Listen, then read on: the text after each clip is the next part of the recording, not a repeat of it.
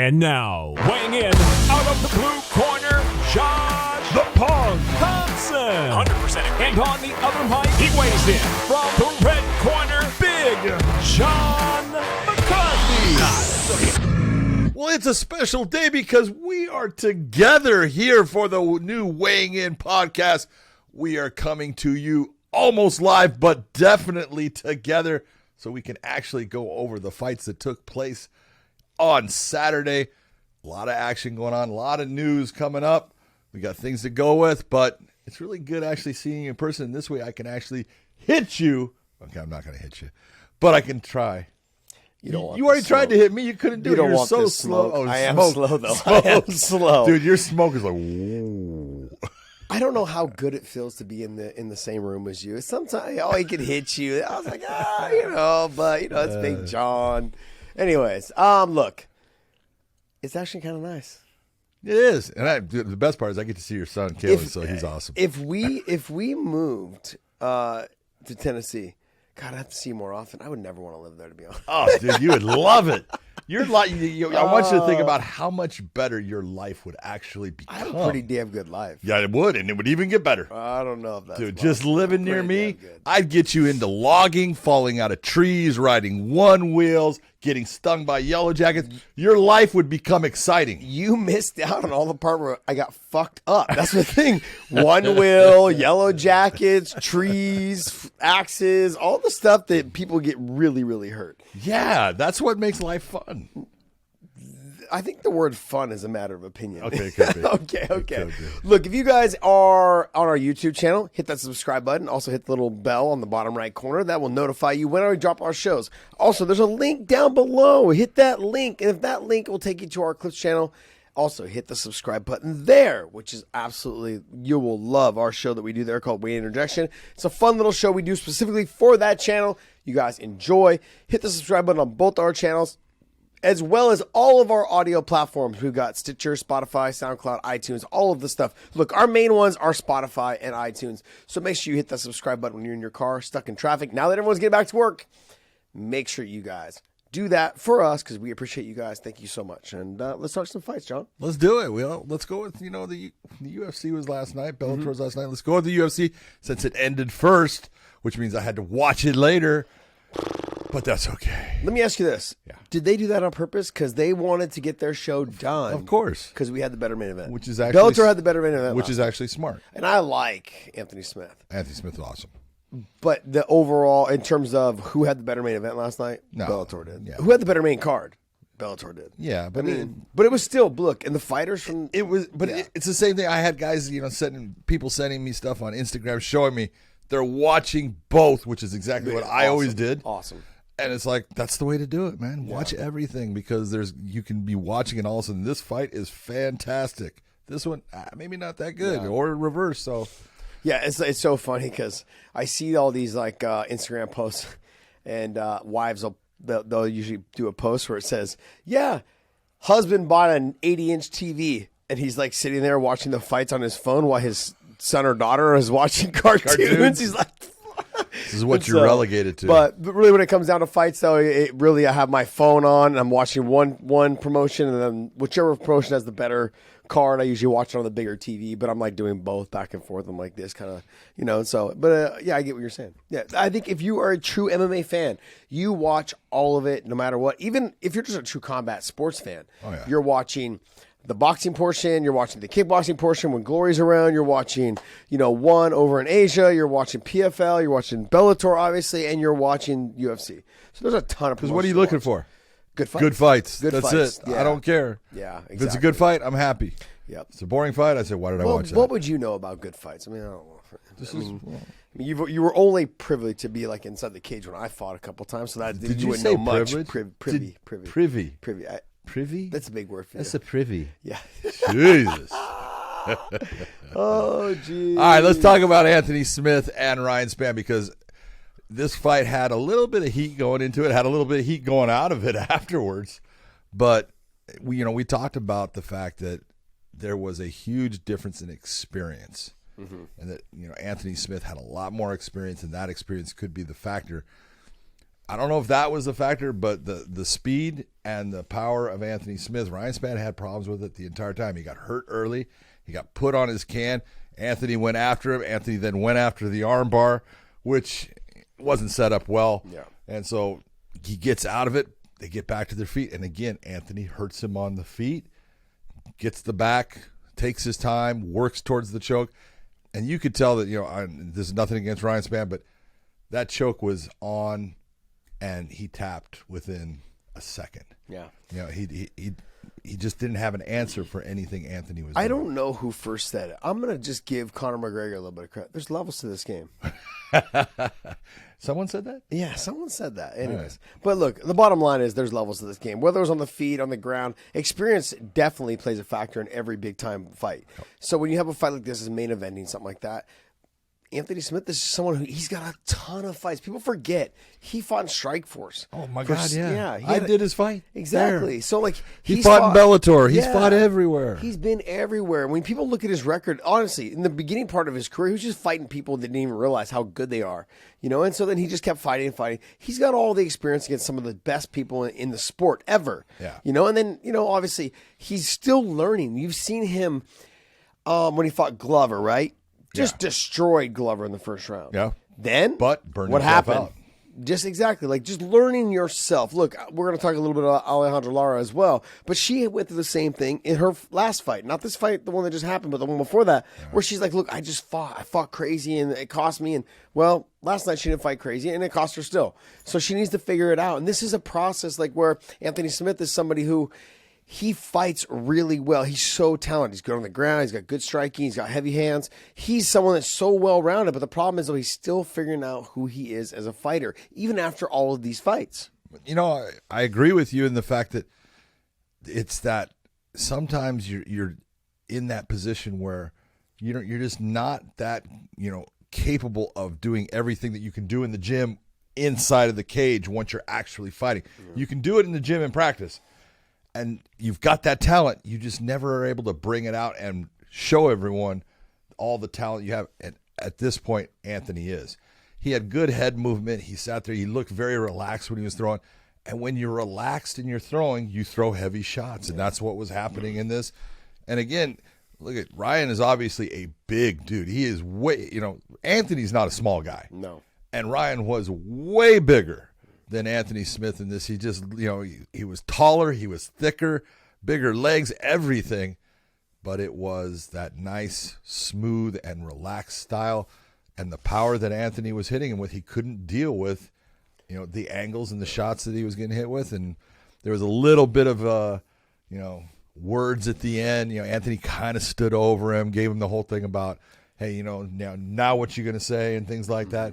Kind of got a little out of hand, but that's not who Anthony is. No. Anthony is very uncharacteristic. He's a great guy.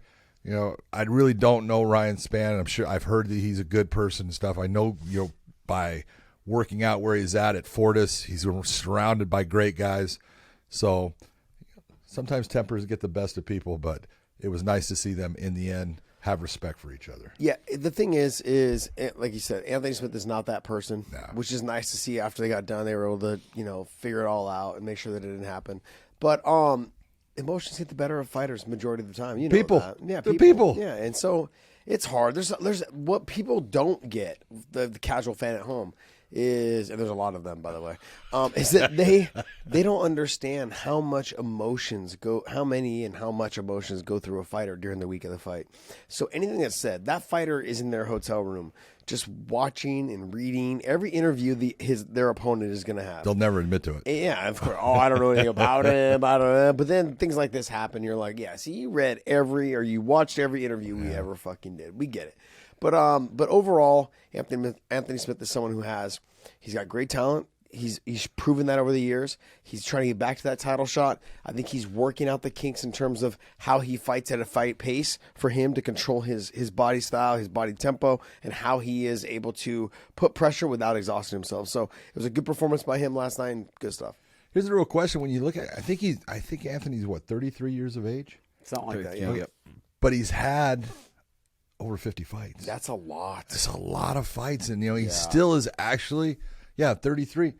he's actually young. Yeah. You know, and he's got years left because he is not, you know, on the downhill slide. At times you're going, he's actually getting better and better, like we were talking about. So, you know, Anthony's that guy at any moment. I like the call out that he made. He made the call out on record. It was a guy that he's fought before. He lost to him. There was a unanimous decision. It was clear that he lost to him, but he wants that fight back. I like the fact that he wants that fight back. I think that's the right fight for him at this time. And I think if he can get that fight and if he could get a win, it sets him up right in line for getting a shot against someone like Blachowicz. Yeah, Rakic, right? Rakic said that he's available in December. I love that. So, hey, I love the fact he said, hey, I don't give a shit who you put in front of me. I'll beat you again. I'll fight you again, whatever it is. Yeah. Like those type of situations. I love those type of fighters because as a promoter, you guys got to remember, as a promoter, everyone's sitting going, well, why would he fight him again? He's already done this. He's done that. But guess what? As a promoter, you love that. You love the fact that both fighters are like, yeah, I want that fight, and the other fighter's like, yeah, I'm ready in December. Let's go. Yeah. But because it's easy to matchmake. Well, you don't have to worry about it. Here's the contract. Yeah, exactly. Exactly. So good stuff by him, and like 50-something fight. What, 52 fights? Yeah, that's a lot. Woo. John, that's a lot. It's a lot of fights. I fought 20 years. I think I had about a little bit less than that, a little bit more than that, but it was about the same. But it was 20 years of fighting. He's been close. He's close though. He's close. He's getting there. God, I wish I was 6'4", though. God, I'd be fucking. I would have been so good. I'd be rich, like rich. Rich. Yeah, just another level of rich. I love it. All right, well, we had Ian Cutelaba facing Devin Clark. Kind of went a little bit like we said. It was Ian Cutelaba being able to be the bully. You know, when he's the bully, he does well. When he's being put on his back foot and someone stands up to the bully and is able to push him back and things like that, he doesn't do as well. He kind of gets a little tired. It takes a little bit of steam off him. Devin Clark wasn't really able to do that, and it was pretty much, you know, it went to a decision. It was a decision that you could agree with. You know, where does Ian Cutelaba fit though in the UFC right now with, you know, that win? It's a good win, but where do you put him? Because he's kind of almost like that gatekeeper guy. Oh, he's gonna be so mad. I know he is, but he's tough, dude. You know, but it's that when you watch him fight, you know, he'll fight guys that have you look and you go, that guy's got a lot of skill, and the skill tends to take over, and it puts him in a position where he's now riding uphill. He's a chess move behind instead of being the guy who's dictating the pace and the way that the fight's going to go. So. But good win for him against a quality opponent in Devin Clark. Devin Clark's a great wrestler, but I don't know. It's one of those. It's like where do you put him and where do you go with him at this point? I mean, realistically, with him, just to be honest, as a promoter, you just match him up against the best fights you could possibly do, and hopefully he just continues to win because he's one of those kind of like crowd favorites where he comes in with the weigh-ins. He's got the attitude. He's got the attitude, the personality. But I don't try to match him up against like the top level guys until I get him probably about 3 or 4 or 5 straight wins in a row. Then I start saying, okay, look, your confidence is good enough. Let's see how you handle a top 5 guy or top 8 guy, whatever it is.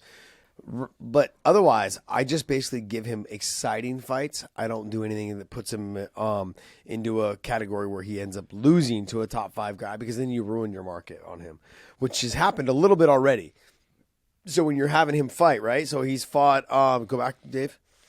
So with his losses, who did he fight? Ankalaev, I think he fought. Yeah, Ankalaev. He did twice because they had the one that was. That's right. One of them was stopped. He was not, you know, in a position where it should have been stopped, and so they gave him a second one. But second one, he lost. Yeah, so he lost to Cannonier. You know, he lost to Ankalaev. He lost to Glover. I mean, those are big. Those are good losses. If you're going to lose, those are good losses to have. But if you're going to have a loss, by the way. Yeah.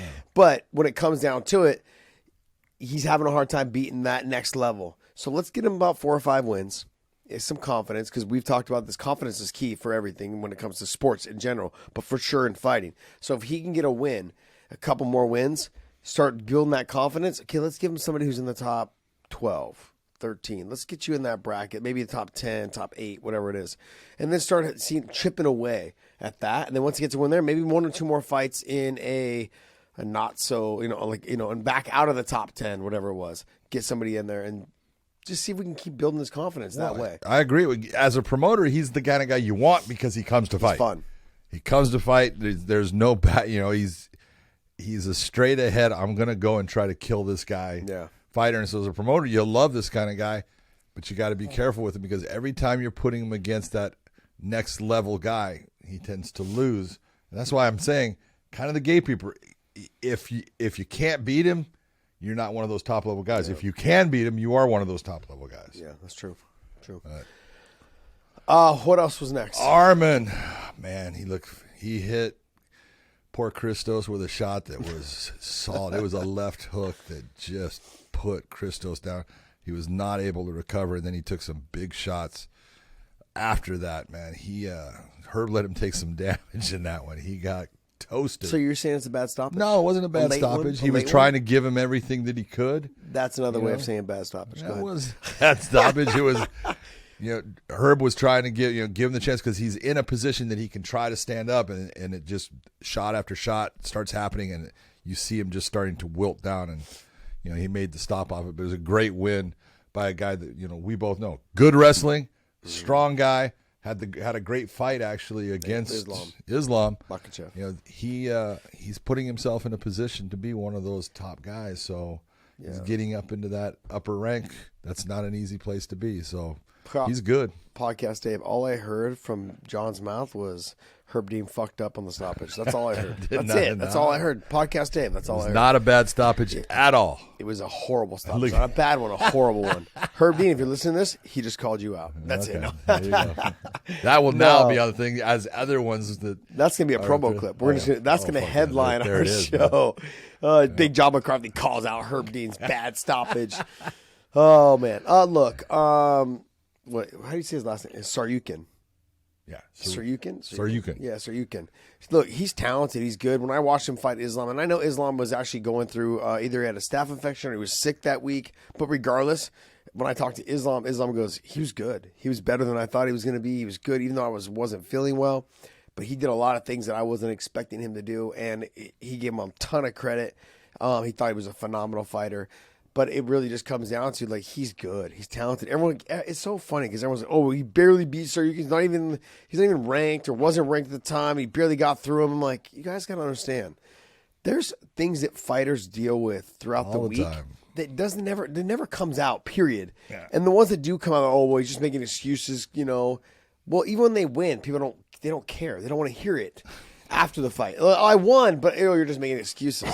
No, I won. I won the fight. I don't have to make excuses. I won. Yeah. And so, when I saw that fight, I was like, yeah, Saryukin's good. I knew he was talented, but he's one of those sleeper good fighters that people are overlooking, I think. And when you match him up with anybody, I think in that top 10, top 15, it's for sure the top 15.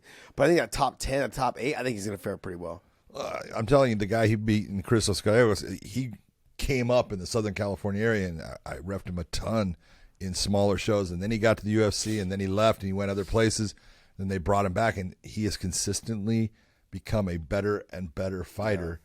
Yeah. And so the guy that Arman beat, look, he beat a good fighter. Christos knows how to fight. He is dangerous in a lot of areas. His stand-up is now really good. He's got power in his hands.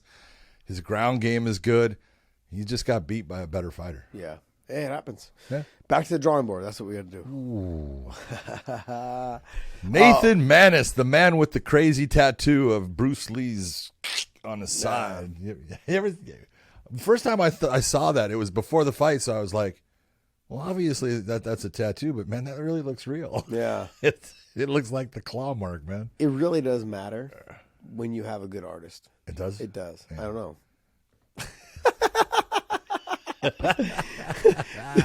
Big John got the prison tats over here. Hey. They did with some wire and like a motor or whatever it was. It's a fucking bone and a stick.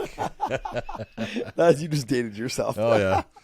Look, as far as, Manis he's a scrapper. He's a gamer and stuff, but Tony Gravely came in there, and in the first round, Tony Gravely was doing good work. He was piecing him up at times. He was controlling the fight. I was like, damn, look at Tony. He's making a fight out of this, and he was doing well all the way up into that point where he got hit with a big shot, and he wasn't able to recover. Nice comeback by Manis. Shows he's gritty, he's tough. And I feel bad for Tony, but hey, man, you fought really well. It was a good performance right up to the point where you got hurt, and that happens. Yeah, here's the thing. When you get to that level, right, which you could say UFC, Bellator, ONE, PFL, once you get to that level, any person can beat you at any time. True. And I think some fighters just forget that. Because we're going to talk about that a little bit, too, in the Bellator situation for the opening main card fight. Yeah. It's a fight that, us included, we were like, oh, yeah, this is, we didn't think that Parrish was going to win. We was like, he has a chance, sure, but let's be real. But this situation, same thing. Same exact thing. Like, you're thinking, we thought it was a good fight. We thought, it'd be close back and forth. But like you said, that Manis was actually dominating the fight. But then it was like, it doesn't take, not dominating the fight. Gravely was dominating the fight, but then it only takes one shot by Manis to get the whole thing. Change the whole thing. Yeah, but he was winning. Yeah. He was winning the fight. He was doing well. He was able to get his shots off, and he was feeling in rhythm. You could see that, hey, things were working for him.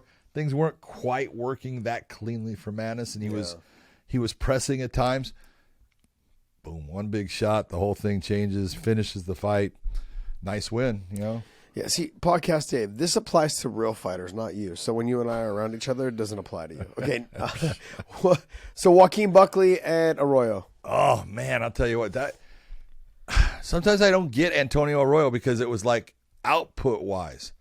Joaquin Buckley was being Joaquin Buckley. He was going in there, he was throwing his hands.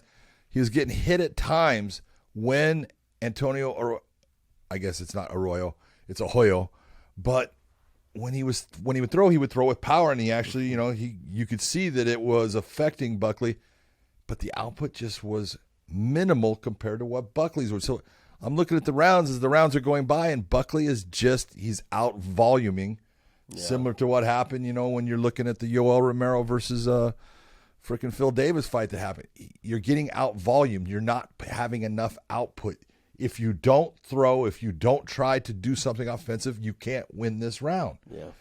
And so he was looking for the big shot to hurt Buckley. He had the one time, look, when he hit him with the flying knee, that was explosive. It was dynamic. It landed. It put a giant goose egg on him and stuff, but those moments were just too few and far between. And finally, when Buckley landed, he hit him with it was a right hand, but that's not what hurt him. It was the uppercut. As he was kind of getting, stumbled back by the pressure of Buckley, he didn't see that uppercut landed and blasted him, and that was the end of that one. Yeah, Buckley's one of those fighters that, he rises to the occasion at the weirdest times. Yeah. He has great fights, then he has lackluster fights. Yeah. So he's just got to work himself out, I think, and just figure out where he's going to be in his mind. Because a lot of it, I think, is confidence. When you come in there, do you think you're going to, if it's not going your way right off the bat, is he the same fighter as the second and the third round come along? He's someone that's extremely explosive, got big power, but also just does things that most fighters don't do. That whole spinning back kick my God. that he did at Atlanta was beautiful. I mean, while someone was holding his foot up in the air? I'd be lucky. I would have killed myself. I'd have torn my knee out. Yeah, for sure. No, broken hip for sure. Oh, yeah, there you go. Old man stuff. But Joaquin Buckley, he was in Bellator for a little bit. Oh, yeah. So he fought in Bellator. Then he had some, he's had some great fights. He got beat by Logan. Logan Storley was a fight that he had, and Logan just mauled him. But he's with a new camp, and I think this camp is working for him. I think he's refining what he's doing. He's becoming a more relaxed fighter, complete fighter. He's still strong, still explosive at time, and he's staying busy. He just needs to continue on with what he's doing, get the fights that he's getting from the UFC. You never know. He's physically strong. Yeah. Physically. But he's kind of a tweener. He is a total tweener. Yeah. He's carrying a lot of muscle mass. He's got a huge chest, but that's not going to help him in the fight. I wish I had a huge chest. I never had a huge chest. You didn't need it. Yeah, it bugs me. I never had a big chest. I was like, barely had a little sculpture. Oh, it's great. But good stuff by him. Any other fights on this card? No, the rest of them, I didn't get to watch. I watched the main card because we were busy, so I didn't get to watch any of the prelims at all. So good stuff. All right, Dave, hey, pull up the Bellator card. Now we want to talk about one of our favorite products that is part of the Weighing In podcast. It is Fume. Fume is an outstanding product as far as getting you to quit smoking, quit vaping in a natural way. It replaces that hand-to-mouth habit that some guys have. You get used to doing something, and so just naturally you go to it. Well, you can do that with Fume using the applicator that you put the core in, and you get that same feeling of that hand-to-mouth, but you're getting the cool and very refreshing effects of essential oils and not bad things like nicotine. It will curb your nicotine cravings. There's menthol sensations like peppermint or eucalyptus, stress relief with lavender and cinnamon. There's no smoke, no vape. You can do it on a plane. You can do it anywhere. No nicotine. It's not bad for your kids if you have kids around. No harmful chemicals, just plants. You need to head to www.breathefume. That's F-U-M. Don't put the E on the end. breathefume.com/weighing in, and then use the promo code weighing in. By using my promo code of weighing in, you're going to save 10% on your order today. You can take the quiz and find out what super plants are best for you. It will only take you about 30 seconds to find that out. And all of that is really information that can help you have a healthier life. You can do the call to action and buy the packs that they have. They have, if you get it, you get the Fume Prominent, which is the piece that the cores go in. You'll get 1 pack of Conquer, 1 pack of Peppermint. You'll get a black pepper and the new white cranberry. You got to try it. It's a great product. Yeah, it's an actually wonderful product. Actually, I love the fact that there's no smoke, there's no fumes. Even though it's fume, there's no fumes. But the essential oils, it also has helped me in terms of sleeping. Clears out my nasal cavity before I go to sleep. So which is hard to do. Yeah, it is very true. But then on top of it, I've had family and friends use it after they've had COVID. It's actually helped them bring back their taste and their smell. So that's the one thing that with the essential oils has been proven to work as well. We weren't too familiar with it until we had signed with Fume and working with Fume. So that was one thing that some close family and friends have told me. Like you said, is the no smoke in the car for kids, for family, for people that don't want to be around that. It's absolutely wonderful. And they have different types of packets that come with it. So you have the Prominent, you have the Conquer, you have the Peppermint, the black pepper, the white cranberry. But there was like a bubbly lime. Bubbly lime. They got all kinds of flavors, but that new white cranberry, that's the new one. Yeah.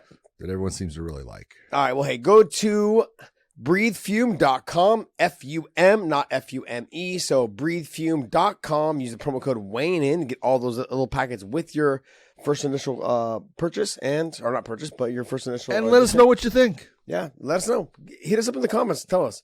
All right. So weighing in. Use the promo code weighing in. All right. Where do you want to start? Right to the main event, or you want to go from the bottom to the top? It's up to you, baby. You pick it. I'm all over it. Let's start with there were some fun fights in the prelims, but let's just start with number 7, which is Alex Polizzi and Grant Neal. How did you have that fight scored? I had that fight scored for Neal. So did I. Yeah. I just wanted to know because I was like, but it was close, and so I didn't have a problem with it. It was. I thought. Grant Neal had most of the takedowns in it. He landed the powerful shots comparatively. He had the one round definitely went to Polizzi where he was able to get some good positions and stuff on Neal, but wasn't able to do real damage. You looked at both their faces at the end of the fight. One's not looking like he got hit much, and one's looking like he got bumped up quite a bit. So, but. That was one of those fights where they both put everything they had into it. Yeah. They were exhausted. Mm-hmm. And you look and you say, I can't ask anything more from you as far as you put it out there. But it's one of those, they're both going to look back on it and go, I could have done so much better right there. But that's inexperience. Yeah. I mean, 8-1 versus 6-0. Yeah. I mean, it was like one of those things. And pretty much Grant Neal's almost all of his fights have been in the Bellator cage. Yeah. So like he's learning on the fly. Absolutely. In a big promotion. It's like, okay, I understand. I would have liked to have seen him. I thought he won the fight as well. So I would have liked him keep his undefeated record. It's a shitty situation to be in, I think, if you're Grant Neal. But Polizzi came out, did what he could. Like you said, both fighters gave their all. Yeah. And that's really what you're looking for as a promotion. That's what you're looking for out of them. It didn't live up to what I expected, though. It was a good fight, but I thought it was going to be a lot more explosive. But the two of them were trying to out-wrestle each other. Yeah, they're trying to out-muscle each other. Yeah, muscle and wrestle each other. So it ended up being one of those fights where there was a lot of good stuff, but I feel like it could have been a better fight. Could have been. So, but it was good. And I look at it. man, when two fighters go in and they give everything they have, Yeah. I will never put them Can't down. be I will mad. never say a bad thing. You gave everything. I can't ask for anything more from you. Can't be mad at that. So, But the fight that shocked us the most. Ben, Big Tuna, the Big Tuna. Big Tuna laid down Big the big Tuna kahuna. put the big slap down on everybody. Jesus. He put the slap down on me. He put the slap down on you. He put the slap down Speak for yourself. on Chris. Speak for yourself. No. He he actually came into the fighter meetings throughout the week. He's like, "Hey, I heard about you. It's like podcasts weighing in," and then basically like they said that there's pretty much no way I was going to win. I was like, "Oh shit, man, John, we got to be a little bit more diplomatic when we tell Well, our it wasn't. shows." It wasn't that. I look and okay, you can even hear what I say before the fight happens. When Ben Parrish is coming out, I said, "Look, he's 4-1. His only loss." Was when he broke his leg on a kick a la Anderson Silva against Weidman, Chris Weidman against Uriah Hall, that type of situation. He snapped his leg in half, stepped back on it, bad break. So that was his only loss. And then you go and I watched all of his fights, and you look and he had really good heavy pressure in the top position. He's actually got a good submission game. There's no doubt he lost a lot of weight, so he's carrying a lot of extra skin and stuff, so he doesn't have that build that people are going to look at.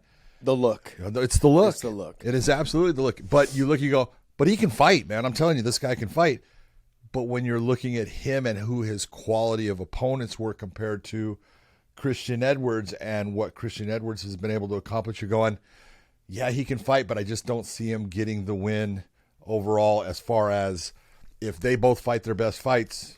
I would think that Christian Edwards is going to win. Not that neither guy, is. Yeah. Oh, you're a definite winner.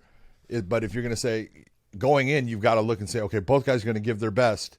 I'm going to have to say that I think that this guy's going to have the edge. Well, I would have given the edge to Christian Edwards, even though I knew that Ben Parrish could fight.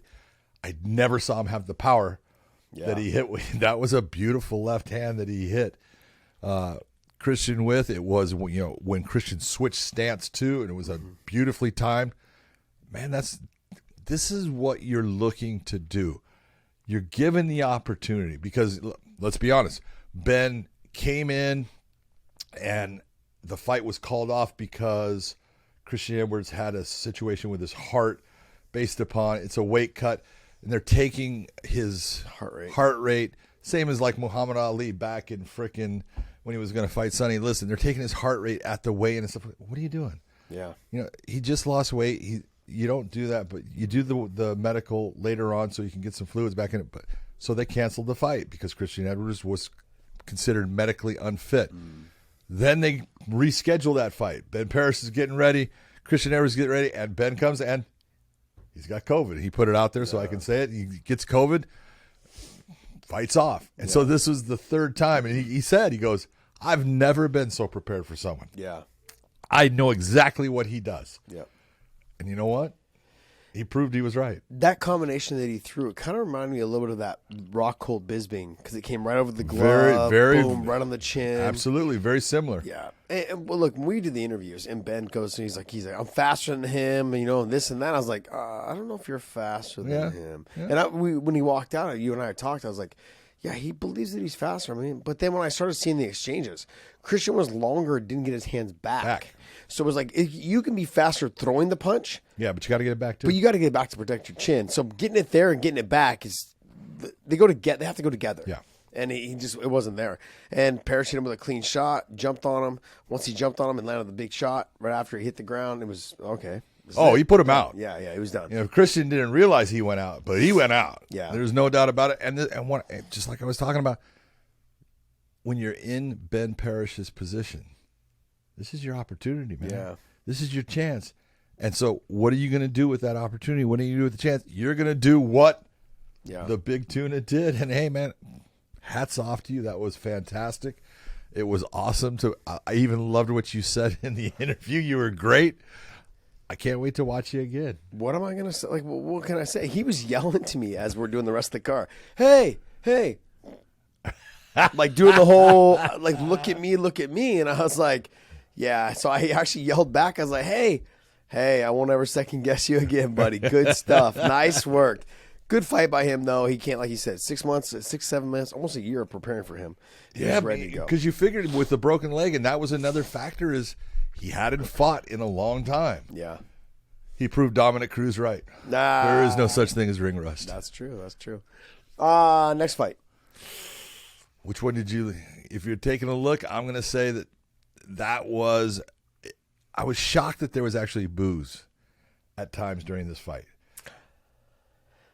I wasn't. Really? I wasn't shocked. You want to know why? Because I'm from San Jose, and I understand, and I know what these people are like. what these people want. Yeah. You know, and look, everyone wants a stand-up fight. A lot of people want stand-up fights. But the thing is Saul, I thought that Saul, he conserved his energy because he's used to getting tired by the second and third round. I agree. So he was like, okay, look, I feel good right now, but I don't know if a couple big exchanges, am I going to get tired? Like, you don't realize how much that weight cut affects you, especially for his first fight at 55.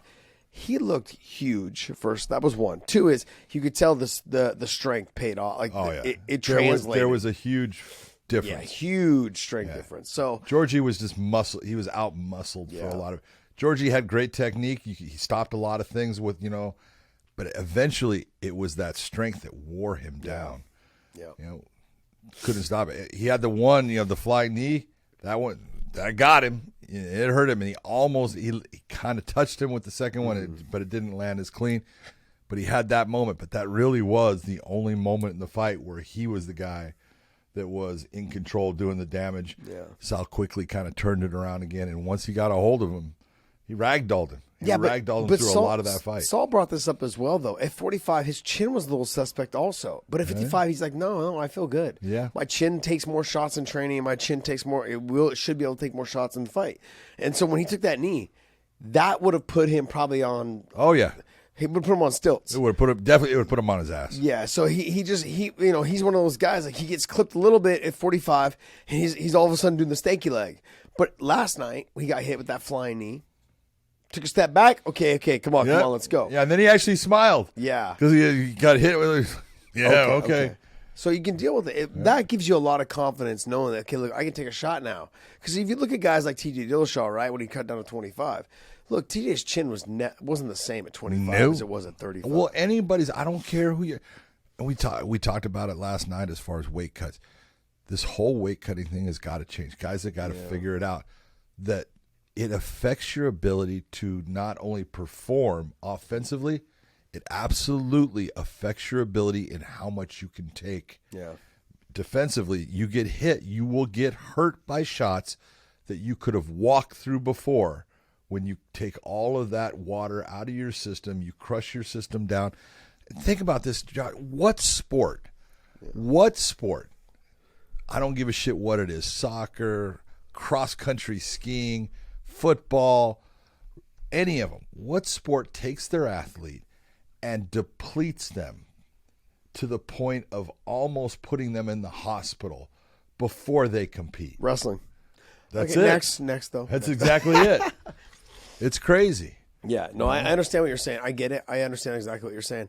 It just comes down to learning how to do it the right way. Yeah. And that's a lot of these guys, females included, don't know how to do it yet. Yeah. They haven't figured it out along the way. And they have to realize, look, for myself, is once I started feeling like I couldn't drive myself home from the sauna anymore, I'm thinking to myself, okay, I got to keep my weight around that. Well, these other fighters, especially the younger ones, they're like, whatever, eat whatever I want, do whatever I want. It doesn't work that way. No. Doesn't work that way. This is now your profession. Treat it as if, like, when you wake up in the morning, I have to be at a meeting at this time. That means I have to eat this at this time. Then I train at this time. Then I eat again at this time. You have to treat it like that. There has to be a structure to it. Yeah, if there's not, you could potentially ruin your career. Yeah. Look, Saul going up in weight. When we sat down with Georgie and Saul at the fighter meetings, I was like, man, Georgie looks fucking huge right now. He looked good. And I was like, Saul looks sucked in. I'm like, he doesn't look good. I was like, he looks small. Yeah. Then I saw him at the weigh-ins. And face to face, I was like, oh my gosh. Saul looks way bigger than Georgie. Way bigger. Shoulders were bigger. Thickness was bigger. Chest like, wow. was bigger. Yeah. The thickness of his body. Yeah. The whole thing, you're looking, wow. The fact that you were checking him out like that is a little disturbing, but go ahead. Anyways, okay. But also, great fight by Saul Rogers. Good to see him back on track. Him being at 55, I'm actually excited for that because there's a lot of mix-up in that category that we need.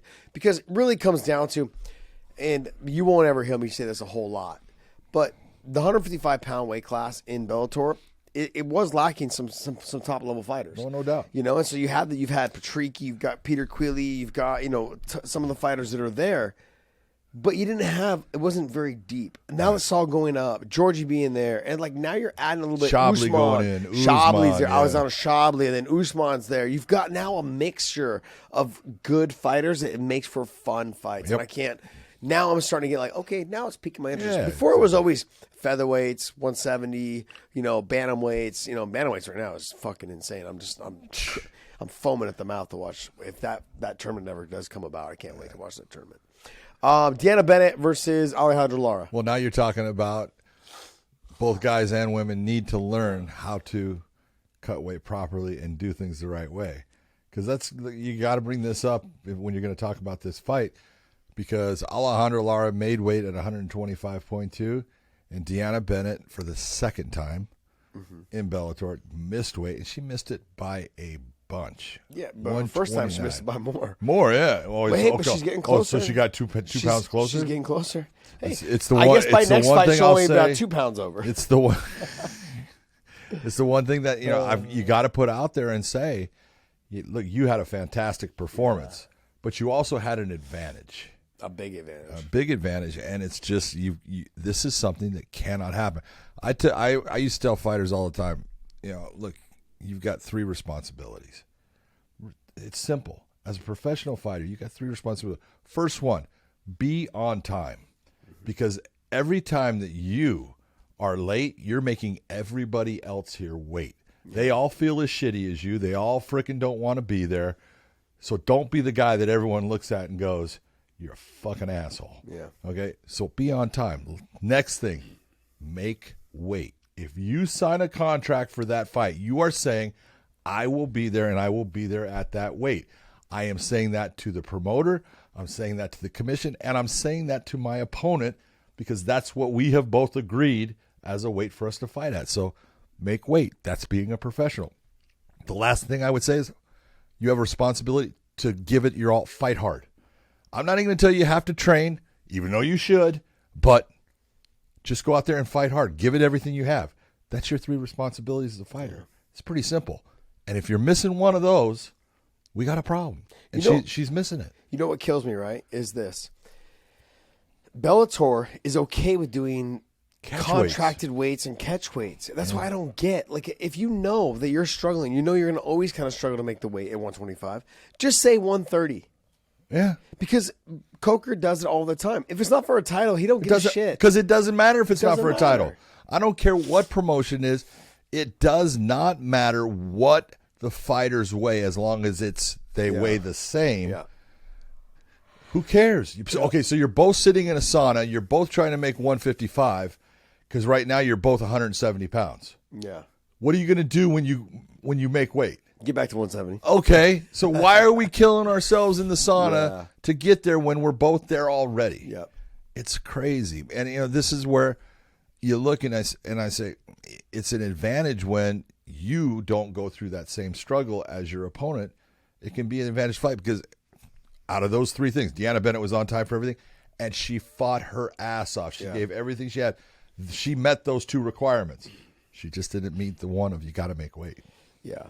Yeah, I mean, with Alejandro Lara, she's got the talent. She's got everything that's marketable about her. Oh. The issue, though, is that, she has these type of performances. She didn't, in her fight against Watanabe, I was like, oh, you could tell she loves to fight. Yep. And I asked her that in the fight. I said, hey, you love this, huh? She's like, yeah, I love it.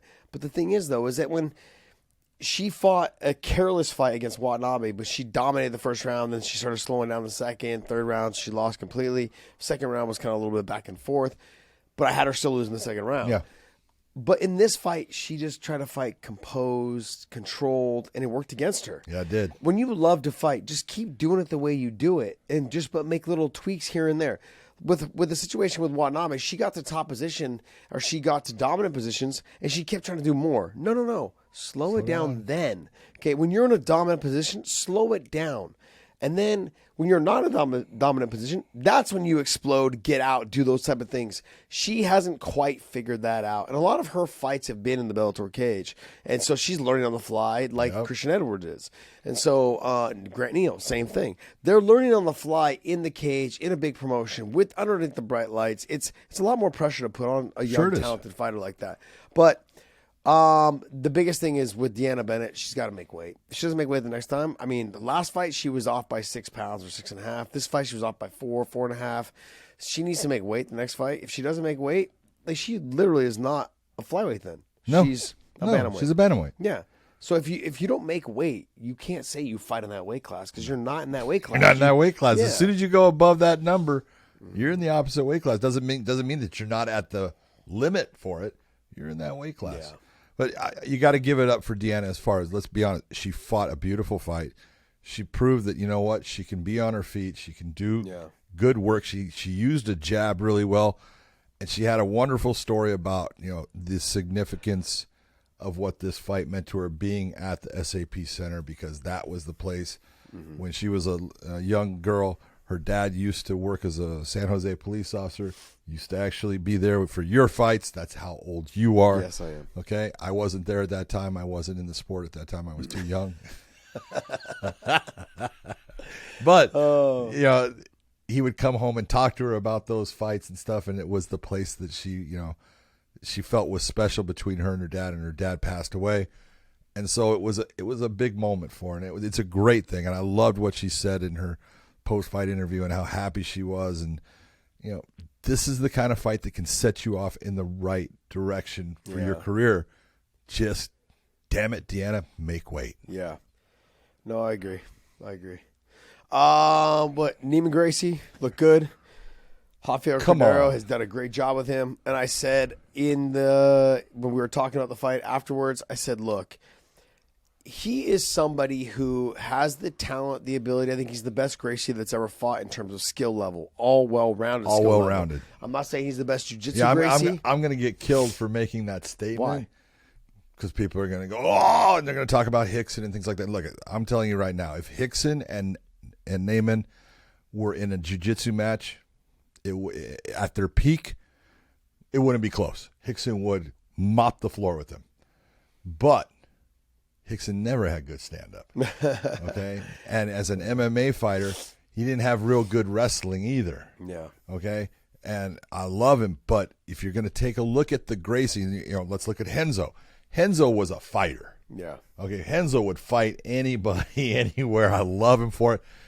But he didn't have a good style of stand-up. He was really open a lot. He made a lot of mistakes, you know, and he would, you know, throw big shots and stuff trying to hurt his opponent.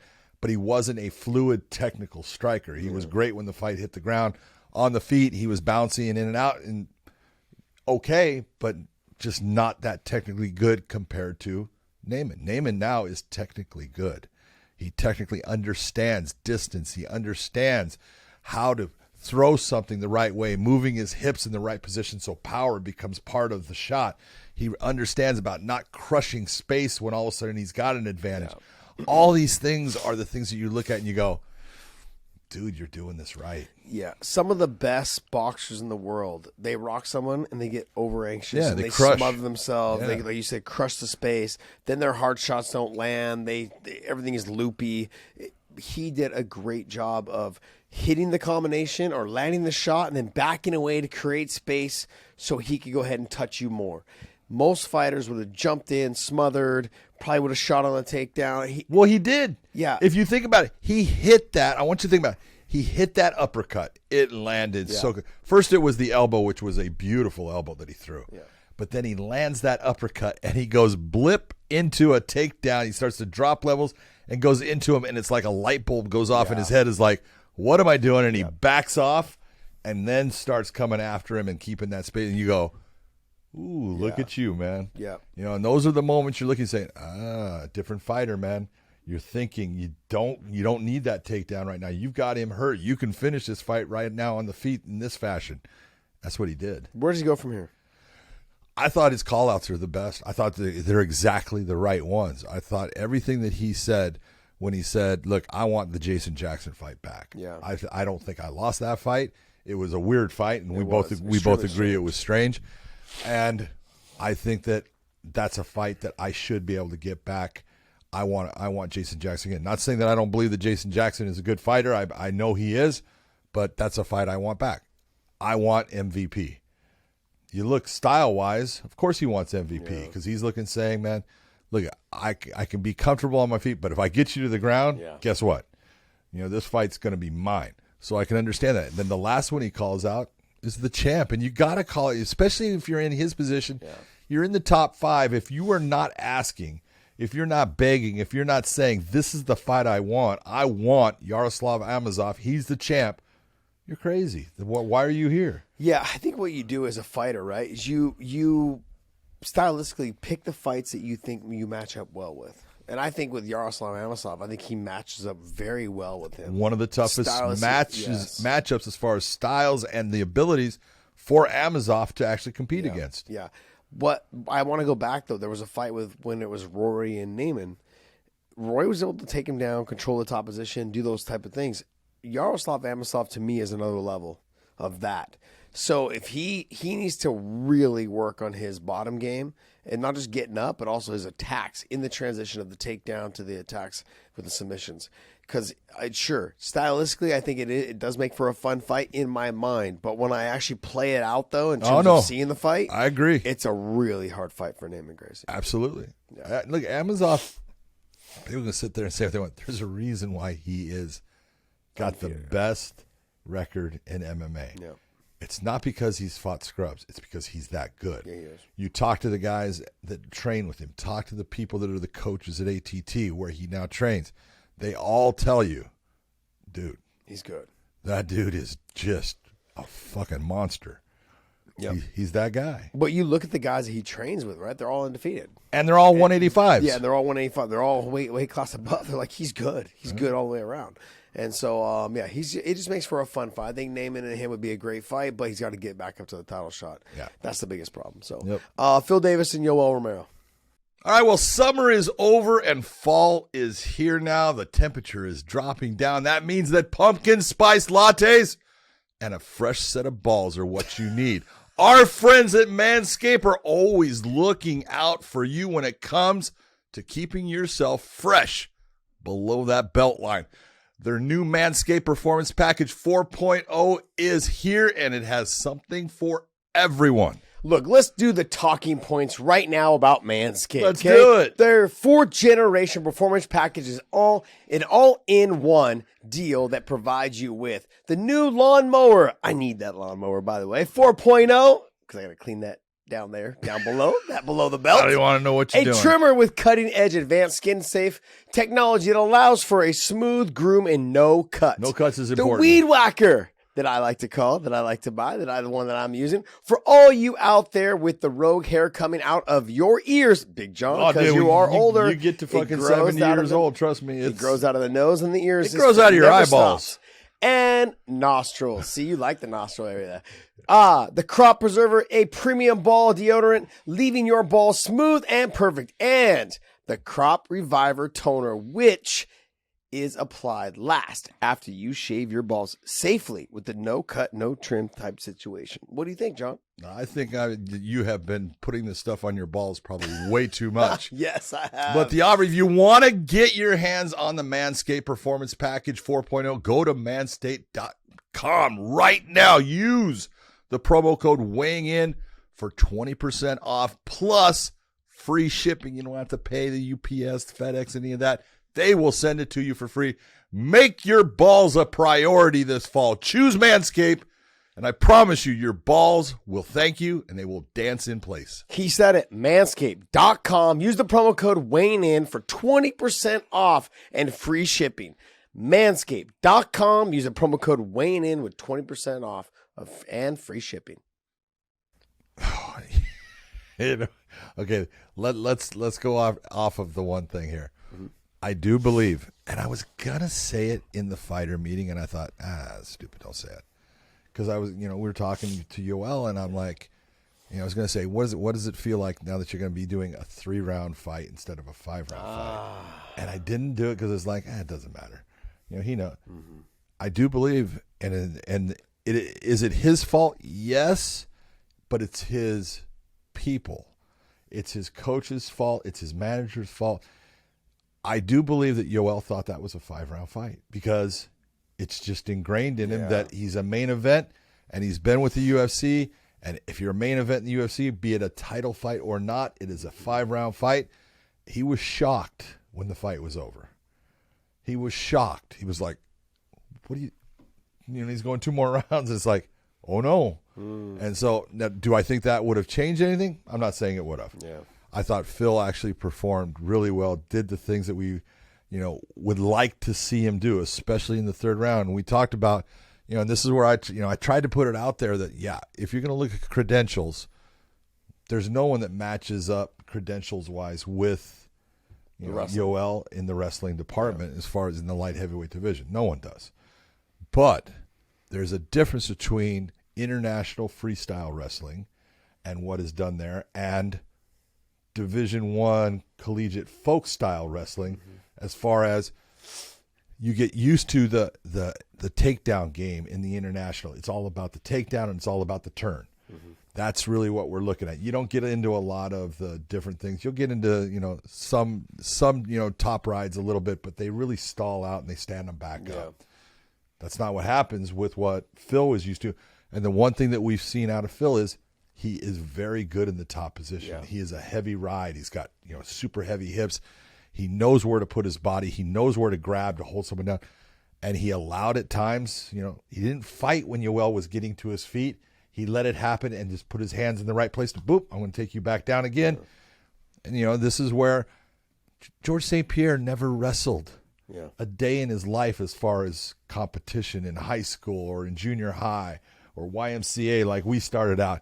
Never did that. And he was one of the best MMA wrestlers there was based upon timing and when he would shoot and how he would go for the takedown. That's what matters, because in MMA, you're going to put yourself out of position by throwing strikes. It's not a wrestling match. And I thought Phil did a fantastic job in the 3rd round. He deserved the win. I feel bad that Yoel didn't know.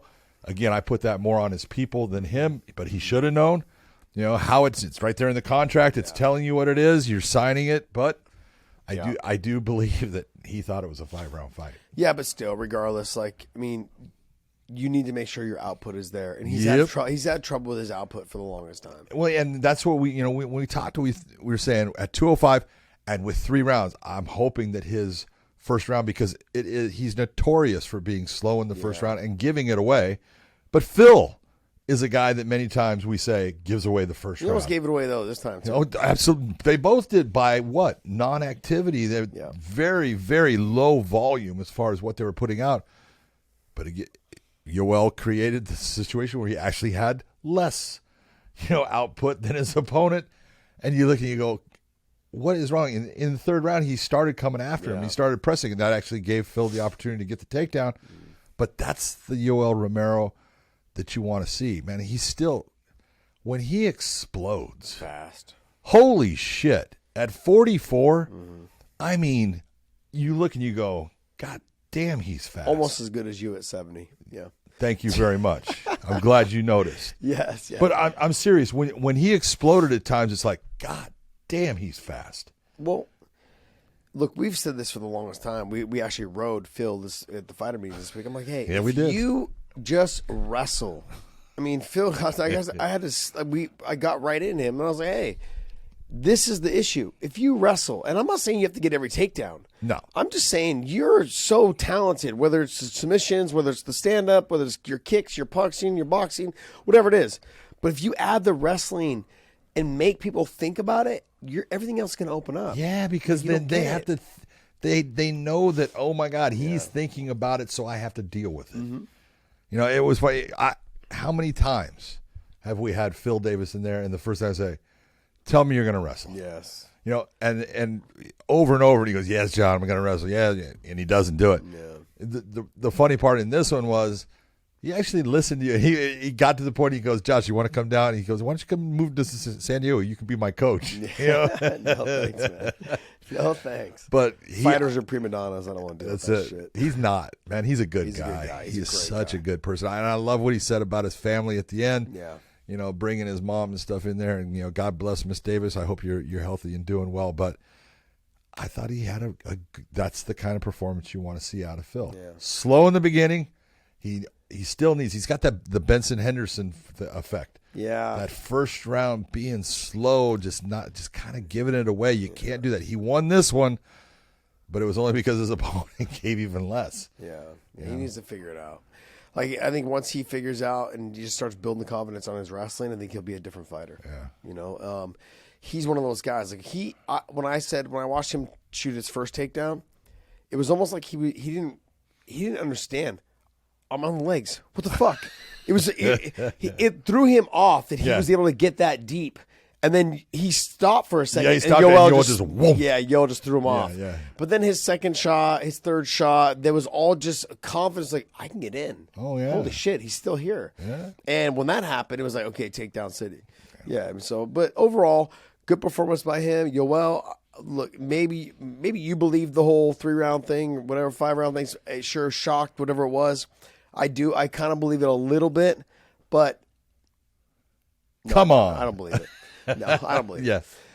Anyways, but overall, good night of fights. Yeah. Really Overall, good night of fights for Bellator. Happy for a lot of fighters. Did a great job. But, yeah, good stuff, man. Good stuff. I had fun. Nice to be back in San Jose. Here we are in the studio. This is great. You should just move here. Oh, is that what I should do? Yeah. We have Wi-Fi here, by the way. Yeah, guess what, dude? One place I'm not coming back to. I lived here long enough. All right, Podcast Dave, what you got for us? Some news, right?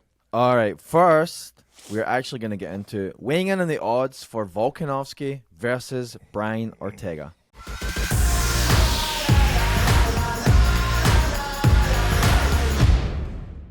Okay, mybookie.ag, use the promo code Weighing In, and they'll give you a little extra spending cash for these type of fights. Also, the Volkanovski and Brian Ortega fight, great fight. Great fight. But I'm stylistically, this is a very interesting fight. But what I'm going to say right now may shock people. When I was on the fight campaign with Brian Ortega, and I was like, hey, bro, I know he's good on the ground. I know all these things, but I'm tired. You're tired of going against I can't go against Volk, man. I can't go against Volk, man. I like Brian. I think he's a phenomenal fighter. But until someone beats him, I got to just keep my mouth shut because he keeps proving me wrong. It's the he got that Usman effect. I keep saying, oh, no, so-and-so could beat him. Boom. Usman beats him. This guy, same shit.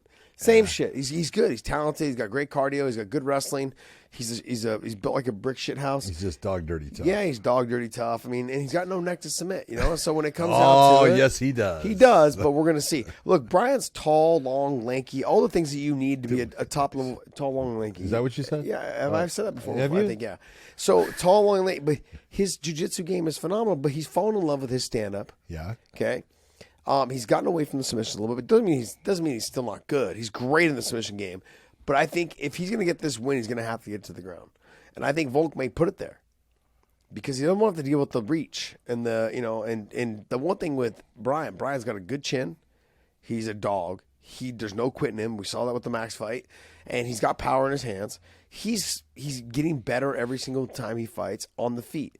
On the ground, people are afraid to get to the ground with him because he's good and nasty on the ground. Yeah. And that body style sets up the darts, the anaconda, the Japanese necktie, all the submissions, the guillotines, all of those things play right into Brian's favor. But can he deal with Volk, who's got no neck? He's very small, short, stocky, all these things. T-Rex right? arms. Yeah, T-Rex arms. Yep. Yeah, man. They're hard to submit people like sure that. Sure, they so. Absolutely. But like when Volk first fought Max, I had picked Volk to win the fight based upon the style of fighter that he was compared to what Max is. Because Dave pulled the tape. I don't believe that shit. Go ahead. Now I picked Max in the second one based upon I think he's going to learn something from this. But it's a matter of styles do make fights, and when you look at the style matchup of this fight, look at Max Holloway ate Brian Ortega up. Yeah. That doesn't mean that Volkanovski is going to eat him up in the same fashion. Yeah. They're different fighters. They approach things in a different way, and their strengths are different. Volkanovski lives off of the fact that I will take you down because he actually has pretty decent wrestling. It's not world class, but he's so strong and he is quick that he gets in on guys and he just muscles them down. Even if he doesn't get a technically good takedown, he's able to physically get them down based upon strength. He does have power in his hands. He's got way more power than Max Holloway. He's got more power than I think just about anybody that Brian Ortega has faced. He's going to have the heaviest shot. So power-wise, Volkanovski's got the power. He's got more power than Ortega. Stand-up-wise, you look at it, he's not technically difficult to fight against when you're watching him. It's that his power creates that, I'm not going to take that opportunity right now. Let me wait. Let me look for a better opening. And guys start to slow their production down as far as being offensive with him. I think the fact that Ortega has a true belief in his ground, he's going to force situations that Volkanovski eventually is going to shoot, and he will take him down. Yeah. And when he takes him down, he's going to be in danger. Yeah. You're not going to see Brian Ortega guarding up and just holding on. No. That is not what's going to happen. The only time you would see Brian do that is if he got hurt. If he got hurt in the fight and he had to slow it down, you're going to see that. Brian's going to attack him, and he's going to attack him with a lot of different things, that you're very good at the reversals and being able to turn things. Brian's omoplatas are slick. They're quick, they're fast, and all of a sudden you've got a guy locking your shoulder up and you cannot move the position. That's going to be the problem. So as soon as that happens, and we'll say Volkanovski gets out, now Volkanovski is going to do what? He's going to stop going for that takedown. Yeah. And now that he stops going for the takedown, he just limited his offensive output, and the fight's going to change. In this fight, I'm going to say that I'm going to go with Brian Ortega based on the fact that he's the underdog. I think it's an even fight. It is. Obviously, either guy can win the fight. But the odds are saying that as well, by the way. Well, in the close, minus 150 Yeah. for Volkanovski and plus 120. I'm going to take the plus 120 on Brian Ortega. John, I would. You don't want to go against Volk. I understand that. Yeah. Don't. Bottom line is this: it's too close of a fight for me to really want to put a bet on it. But I'm gonna do it because my bookie gives me free money to do it. No, it's like pulling out one's great, big deal. It's like, when it comes down to it, though, I look at it. Oh wow, where's this big money? Boom, baby, let's go. Boom, boom. I don't have any money. I'm smart when it comes to things like that. But the over-under is minus what? What is that, 130? Sorry, my eyes are really bad. The over-under on as far as it's 4.5. 4.5. But you're looking at it's minus 130 to be in the over. Okay, meaning it's going to go to a decision, basically, is what you're saying, at minus 130. Under being it's plus 100. Right? That you're looking at even saying that, it can end before. If I was going to take a bet, I would say it's going to end before. So I think it's going to end before, but if it does end before, it's going to go Brian. Hello? But if it goes the distance, it's going to be Volk. Okay, I agree with you. That's where we're at right now. I agree with you on that. It's going to be a good fight, though. It is. It's going to be a great fight. I'm fight. pumped for it. I'm pumped, to be honest. That's one that you look and when you get a fight that, man, either guy can win and both have their unique ways of being able to win the fight, that's what makes it special. You have Lauren Murphy and Shevchenko. Let me ask you this: do you just put $100 down, just to see? You know what? Plus 810 for Lauren Murphy, just $100, like even $50. Yeah, just 50. Like I would do. See, that's gonna. I'll do $20. Yeah. I'd put $20 on it because it's like I'm gonna lose $20. If I love Lauren Murphy, she is an awesome person. She's a really tough fighter. She started as a jiu-jitsu stylist. Has really turned more into liking to fight in the stand-up. Man, she doesn't want to fight in the stand-up against the Bullet. That is a bad choice. So I just look at this, and I've said it before. I believe Valentina, as a fighter, has got the best skill set of any woman fighter out there right now. Yeah. I don't see anyone that has a better complete skill set. Amanda's got good stand-up. She does. She's got a good ground game. She's, fantastic fighter. She's just not quite as dynamic in a lot of her movements as Valentina. She matches up with her there. Obviously, they've had the two fights. They've been close fights. but Valentina's a lot smaller Yeah. than Amanda. So Valentina is just, man, at 125, let's just be honest. She's in that next level compared to everyone else. Not that she can't be beat. She can have a bad fight. She can have a bad night. She can make a bad mistake and get caught. I just don't see it happening. Yeah. I am going to scold Josh here because we do this on the midweek show. We do the rest of the card. So, Josh, you should not have gone this far. You shut your mouth. But look, I think, but this is one of those things. Like, it's such the odds are so huge, big difference. Like, do you put $20 in? Like, that's the thing. The one thing I definitely don't do is put minus 1240 with Valentina. I don't put $1,240 down to win 100. But see, that's the thing, though, is that when you look at that, it reminds me of a little bit of that. Like when you start seeing odds like that, it reminds me of the GSP Matt Serra type situation. Yeah. Whoever was able to bet on that fight, right? Yeah. Took home a killing. Oh, yeah. Just murdered it. Yeah. Probably retired. But what you have to do is you have to be honest and look, because everyone, the guy or girl that put money on that type of fight and wins, just tells everyone, "Oh, I won on that night." But they probably lost a bunch of other times. Exactly. Yeah, they do it all the time. They lose. Yeah. And then they finally get the one win. Yeah. They won basically a small percentage back of what they normally lost. Yeah. All right, what else you got for us, Dave? All right, let's hop into some news now. And we're going to talk about Anthony Johnson is out of the Bellator Grand Prix.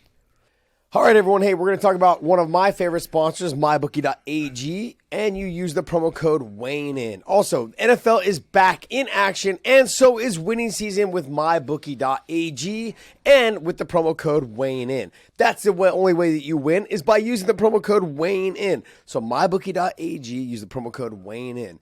With over $500,000 in contest prize money, winning season makes the biggest and the best games better and victorious, even in the sweeter and sweeter sense. Sweeter and sweeter sense. Well, head to mybookie.ag and choose from a variety of boosts, contests, and promotions up for grabs, highlighted by the crown jewel of winning season, the famed MyBookie Super Contest. It only costs $10 to enter. Pick 5 games against the spread each week. Each win earns you a point, and each point gets you closer to that grand prize. If you missed out on week 1, don't even sweat it because entries are still open, and all it takes is one solid week to get you back on the track of the winning track and back in the mix. Don't just take my word for it. Join now and start your winning season with mybookie.ag with the promo code WayneIn today. Well, in order to get you started for this, make your first deposit at mybookie.ag and use the promo code WayneIn to instantly receive double your deposit. That's double your money. Did you say double? I said double. That means twice as much, Josh. That means if you put in 100, you're getting... I don't know. You are a math specialist. 200. Come on, baby. My God. You'll double your winnings with your first ever deposit using that promo code of weighing in. Bet anything, anytime, anywhere with MyBookie. MyBookie.ag. Promo code WayneIn. That's the only time they should be betting by using that promo code, by the way. This is true. I'll let you know. Okay. Good point. Anytime, anywhere with MyBookie.ag. Use the promo code WayneIn. Feel free to chime in anytime you want.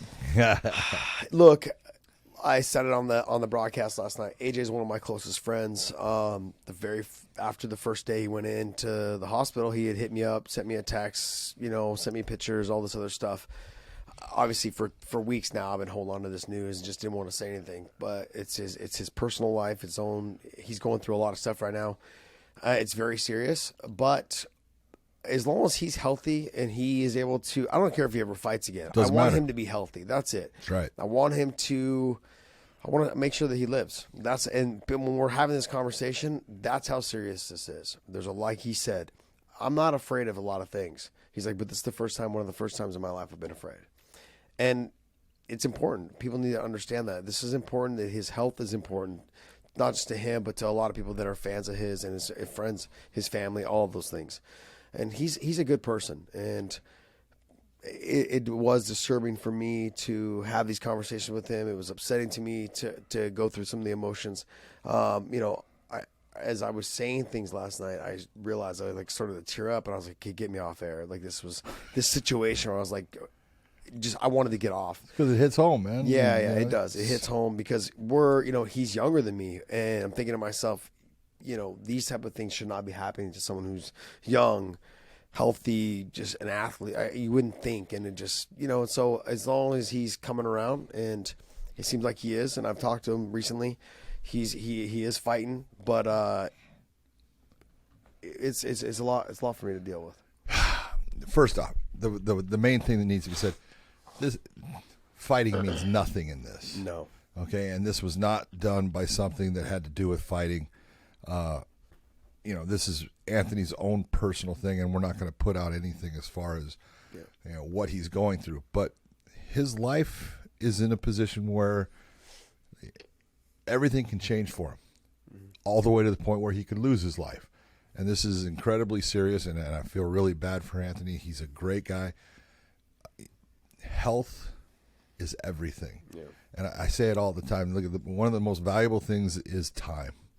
And people put no value on it. They don't understand how valuable it is because it's something that you can never get back. It doesn't matter how much money you have. You can be the richest person in the world. You cannot buy back time.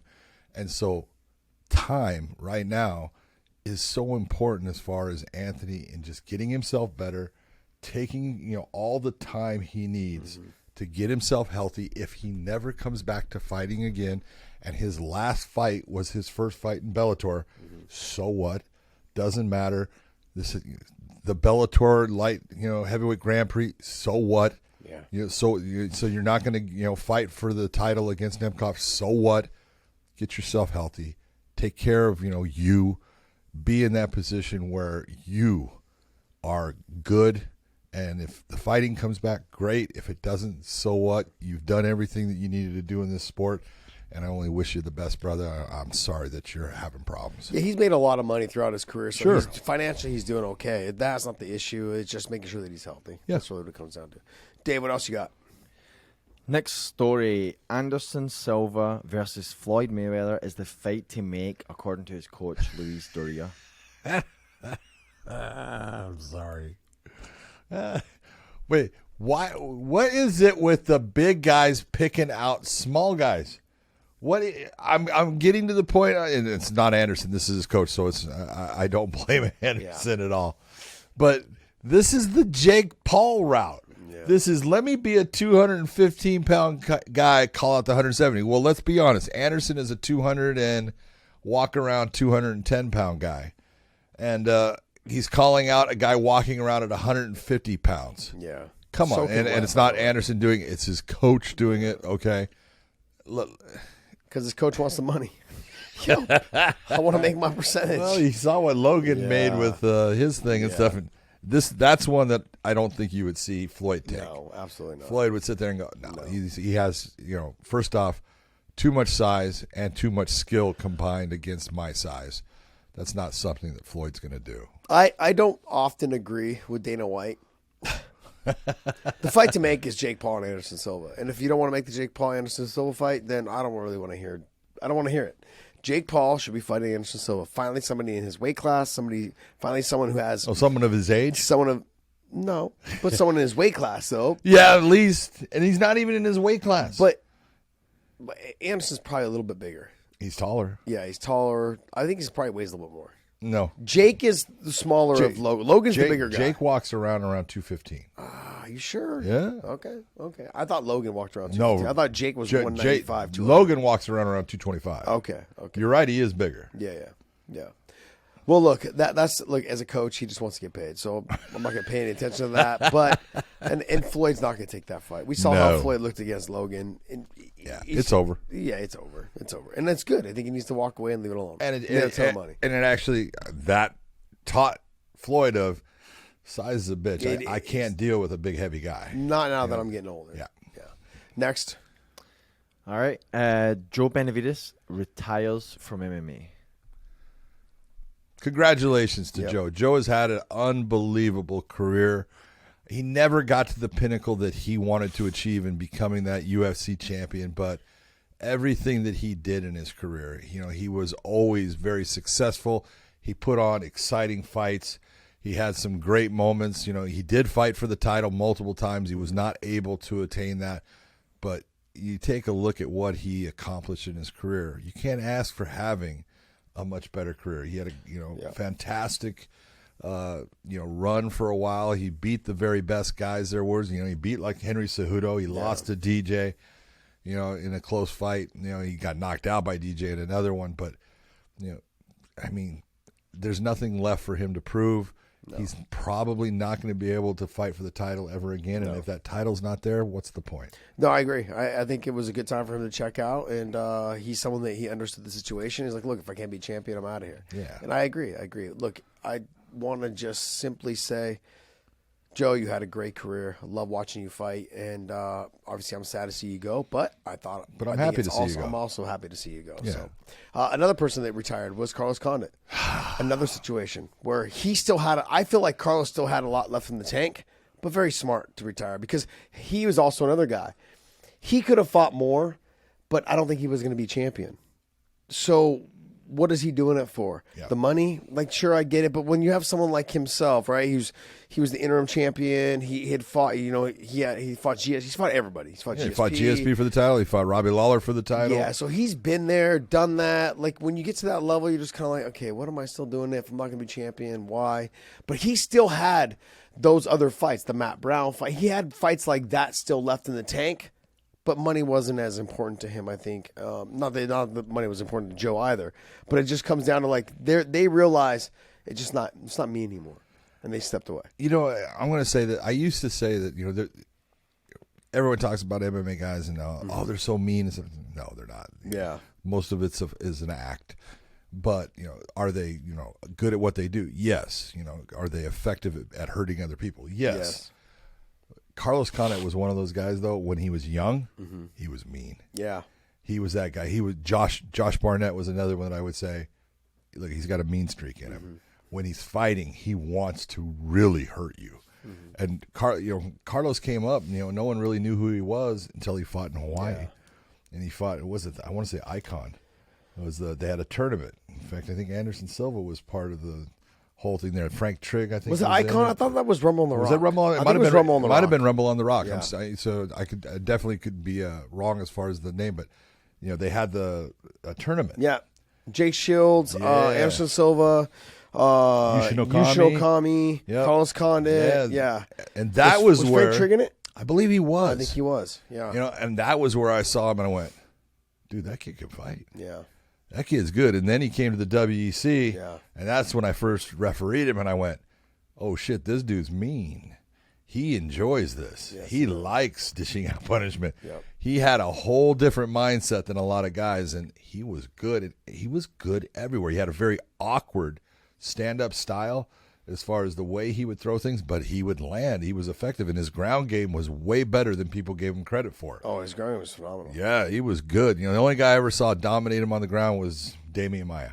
Yeah. And that shit can happen. Well, Kyle Terra. Oh. Because he brought Kyle into training. It was one of the conversations that he said, like, for a guy who's so small, I've never trained with someone who was this good. Yeah. And Kyle, he's like all over me. Just couldn't get him off. Yeah. So Kyle lives in the Bay Area here. So I'd like to give Kyle a little bit of his credit. There you go. Yeah. What else, Dave? All right, last piece of news is around Dan Hooker, and he has a fight on this upcoming UFC 266 card. However, he was facing visa issues. Put something out on Twitter, got a response, and now it's looking good for him. He said, if all goes well, I'll get my passport, I can jump back in. But he leaves Thursday from New Zealand, arrives in Vegas Thursday night, weighs in on Friday and fights Saturday. So I imagine he from New Zealand, they're about 16, 20 hours ahead. He flies across Pacific. By the time the sun gets to Vegas, he's at the same time landing. So quite a hefty. Not an easy thing to deal with because you do gain fucking water weight from long flights and having problems. And he cuts a lot of weight. Yes, he does. He's big and tall. All I can say, it's a hard situation for him. He's got a lot to deal with.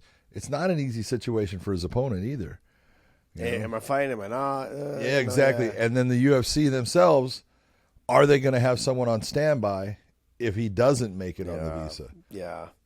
You know, the other thing as well is, look, right now with what's going on internationally as well as domestically, all the flights are being canceled left and right. And then not only are they canceled, they're delayed, all these other things. So he's saying he's going to take off and land that night. He may not land until the next day. Yeah. And what happens if you come the next day and you got to make weight and you're not able to make weight because you're retaining water from the flight? So he's going to have a hard time. But it's a rough one. He's a dog. Hopefully he gets it done. Hopefully everything works out for him. I love watching him fight, man. So hopefully it all works out. Yeah. What else, Dave? And that's gonna wrap us up for this show. We'll be back on Wednesday for the midweek. Okay, so look, there's a couple things. There's one thing specifically I wanted to bring attention to. I did an interview with Helen. What's her last name? Yee. Okay, I did an interview with her. I talked about the Nick Diaz video that we had seen. It was a private video that I shouldn't have talked about, but it was a video that I saw personally, and you're not going to find it online, guys. And I saw a bunch of people say, what video is he talking about? I don't see anything. Josh talking shit. Look, John and I saw the video, okay? And I'm not going to sit here and tell you what it's about because it's not my place, and I shouldn't have never brought it up. I put my foot in my mouth. It's a private situation, and I dropped the ball and I fucked up. But I do hope that Nick is okay. I do hope that Nick does fight.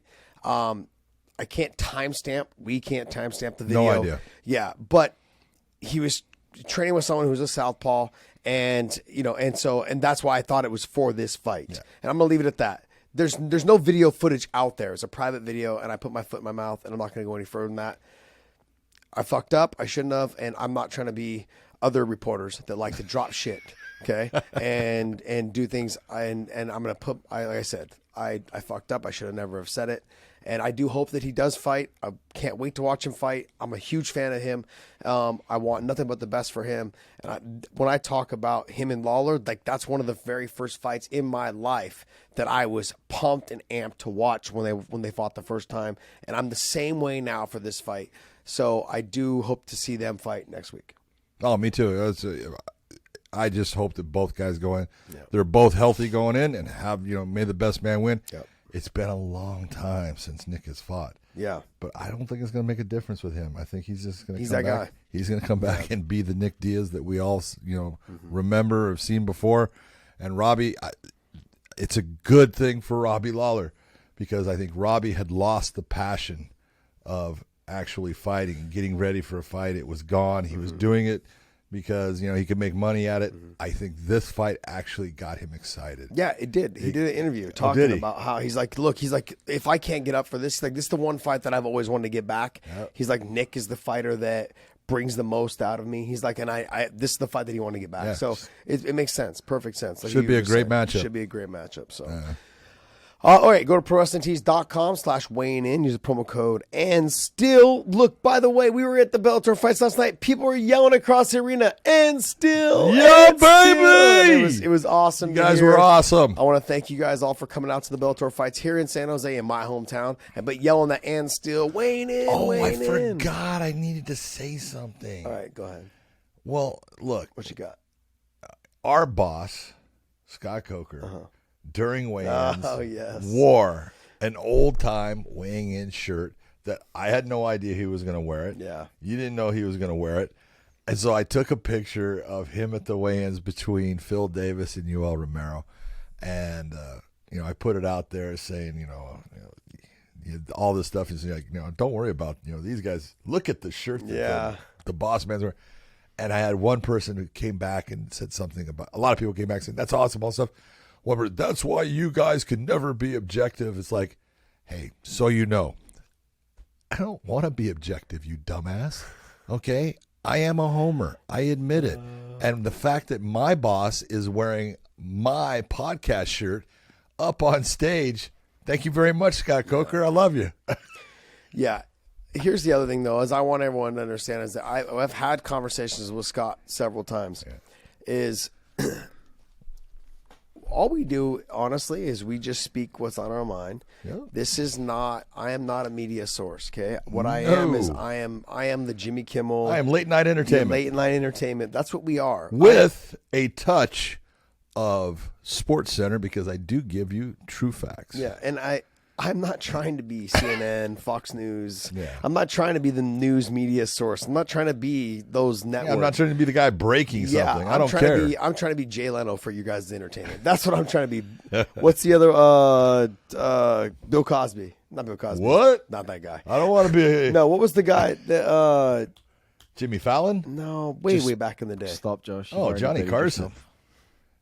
Johnny Carson? Johnny Carson. There you Yeah, go. baby. Cosby, Carson, same shit. Don't even know. Lord. Oh I'm sure it's not the same. jeez. Oh jeez. Podcast Dave's gonna block. He's gonna just silence it all out. You're gonna hear bleep, bleep, bleep, bleep. That's all you're gonna hear. But look, go to ProWrestlingTees.com/weighing in. Use the promo code and still pick up any of our shirts. And Then there was one more thing. I forgot. Okay. Because I don't read the comments. I never read them, but my 'cause you wife can't at times read, does. that's why. I can read. She reads I Steve. can read. Just not really well. No, just kidding. My wife said something about I've just lost it now. If I can see, this is the problem. I got hit in the head too many times. He can remember what happened at UFC 3, but he can't remember what his wife said 3 days ago. How horrible. That's just horrible. I just let it go. It's Oh gone. man, it's gone. He's gonna regret as soon as we go off camera. I'll he's gonna come up be like, with "Oh, it." Shit. That's great. All right, guys. Well, the last thing is this: go to our YouTube channel, hit the subscribe button as well as the bell and the notifications for that because we drop our shows in the midweek. I show. remember! Oh Jesus! Go ahead. Go ahead. What is it? My wife said that someone said on our comments that Dave was edited out the last 15 minutes of our show. Yeah. Yeah, which Because we just ramble like this. must be because of this, but that it was a time that I was dogging Herb Dean for being a horrible referee, which now you've already said at the beginning of our show. You kind of brought that up. No. So just so you guys know, there was never that. No, never Whoever's saying that, stop. You're Yeah. lying. But they also okay? said that we edited out all the Khabib stuff because the comments were negative. So, and that's not true either. We didn't. No.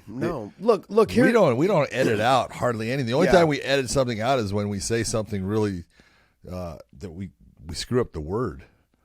Yeah. Look, we don't edit things out. Someone also said that Dave films or records his questions for the Wayne interjection and then inserts them in. No, Dave does them live. It's just yeah. it's really that And horrible we don't all know the him time. until that time. Yeah, and Dave's voice is really that horrible at the time. It just That's awesome. he's trying. I give him credit for trying. All right, look, as far as the Khabib thing and anything else to do with the AK fighters or anything to do with Scott Coker and those, look, I've had conversations with Scott and I said, hey, if we're going to have a podcast and we're going to talk about our fighters, I can't have you calling me saying, hey, why'd you say that? And he's like, I get it. I understand. We just we try to keep it as professional as we possibly can. That's the biggest thing. You won't see us on here complaining about other podcasts. I like to poke fun at some of the other ones, but I'm not complaining about them. I think they're all phenomenal. Yep. I love Michael Bisping. I love Kenny Florian, John Anik. I love Shop Show. I love we've got all these other podcasts that are out there. Chael, I love Chael stuff. Chael brought me up the other day. I actually love Chael, even though Chael's stories are hilarious. Hold it. Although Chael's stories are Chael's stories. I love them though. I love me some Chael Sonnen, man. There's a whole big difference between a Chael story and a story about reality. Hey, I love him. If you guys He's go the on, best. when you guys watch, when I did my interview with Helen, I had to tell a story about Khabib. My storytelling is fucking horrible. Chael, though, his storytelling is fucking amazing. Yeah, he's got some good stories. So, but when I have these conversations with, whether it's the AKA guys or whether it's Coker, you cannot have a podcast and tread lightly on the things that we say. And I said, look, we have to have the freedom to say what we're going to do. And look, we just try to be as professional as we possibly can, which is it's not easy for us because we're not professional at all. Exactly, we're not. But we have a great time. This is fun for us, and that's about it. So, hey, hopefully you guys hit that notification, hit the little link, hit the subscribe button, all those things. That link down below. Oh! God, please don't. I just had to do it just to screw with you. I'm sorry. But if you hit the link down below in our big YouTube channel, in our main YouTube channel, that will take you to our Clips channel. Hit the subscribe button there as well as the notifications bell. Hopefully you guys enjoy this show, and we'll see you guys for the midweek show. John, get home safe today. Travel. Long way to go. A lot of traveling left, but for everybody out there, have a great great Sunday, and we will see you.